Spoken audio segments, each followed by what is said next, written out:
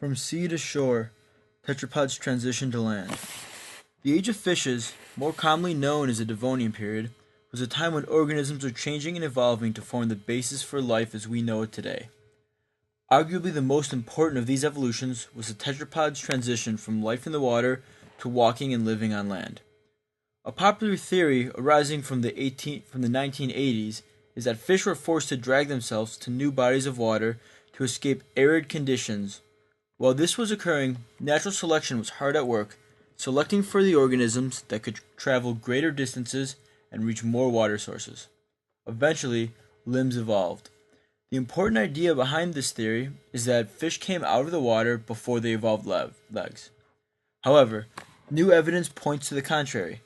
The discovery of Tiktaalik rosae, an organism with a crocodile-like appearance, shows that selection pressures caused for some species to diverge into four-legged vertebrates at least 18 million years earlier than we originally thought, perhaps even earlier than that.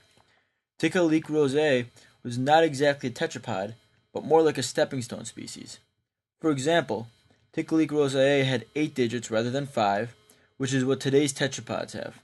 However, Tiktaalik rosae had a unique set of teeth. Fish generally have 2 rows of teeth along their lower jaw. The outer row contains many small teeth, while the inner row contains a pair of large fangs along with some smaller teeth. Tiktaalik rosae, along with early tetrapods, had a different setup. They had a small number of larger teeth on the outer row, with smaller teeth on the inner row. This change in tooth structure is thought to have helped organisms adapt to eating on land and not exclusively in water. The adaptation of legs and a new tooth structure was very important in the process of supporting life on land, but the most crucial aspect was the ability to breathe oxygen above water. There is evidence that points to organisms developing this ability before being able to walk.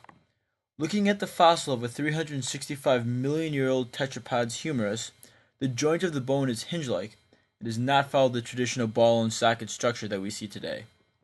This suggests that these primitive extremities, while probably unable to allow for walking, would assist the organism in getting its head out of the water in order to breathe.